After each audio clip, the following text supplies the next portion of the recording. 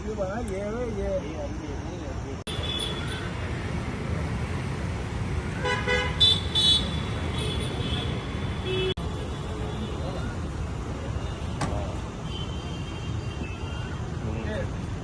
અને આ ફિલ્ટર જે માછલીઓને પણ જમવાનું આપવા આવતા હોય છે. આજે અસંખ્ય માછલીઓના મોત છે, શું કહેશો?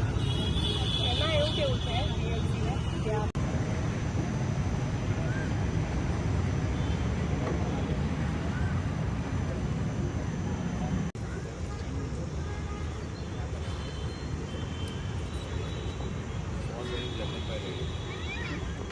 હું એવું કહેવા માંગીશ, હું વીએમસીને થોડી રિક્વેસ્ટ કરવા માંગીશ કે એકચ્યુઅલીમાં અહીંયા જે દુર્ગંધ આવી રહી છે અને પ્લસ જે ફિલ્ટર થઈ રહ્યું હતું પહેલાં પાણીનું એ થઈ નથી રહ્યું. એ પહેલું ચાલુ કરાવે એ લોકો અને અહીંયા જે દુર્ગંધ આવી રહી છે એના માટે કોઈ પગલાં લે અને સાફ સફાઈ કરવાનું રાખે આ લોકો. એ કેવું છે મારે. અને પ્લસ આ જે બધી બંધ એરિયા થઈ ગઈ છે એ થોડું સ્પેસ આપે માછલીઓ માટે, એ થોડું સારું રહેશે. બરાબર.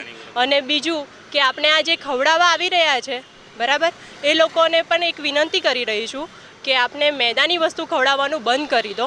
ઘઉંના લોટની કાં તો બાજરીના લોટની કંઈ પણ તમે હેલ્ધી વસ્તુ ખવડાવો, કેમ કે એનો પણ જીવ છે, જેવો તમારો જીવ છે એનો પણ જીવ છે. એટલે મહેરબાની કરીને ઘઉંના લોટની વસ્તુઓ ખવડાવો, એ મારી વિનંતી છે. નીતિક્ષા મહર્ષિ બંધ છે અને તેને લઈને અહીંયા असंख्य माछलियों मौत थया छे. तो इसको निकालना 4-5 पीस निकालना बाहर.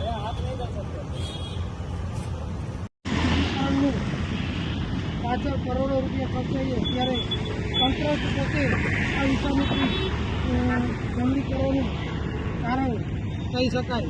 કારણ કે જે રીતે અહીંયા નિકાલ કરવામાં આવ્યો છે એ રીતે તંત્ર પણ હવે વિષામિત્રી સુધી કરવામાં કોઈ રસ નથી એવું પણ કહી શકાય.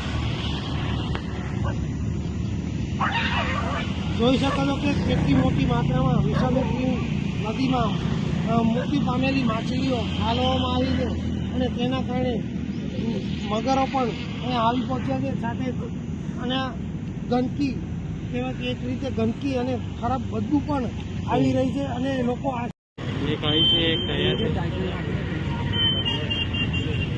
$330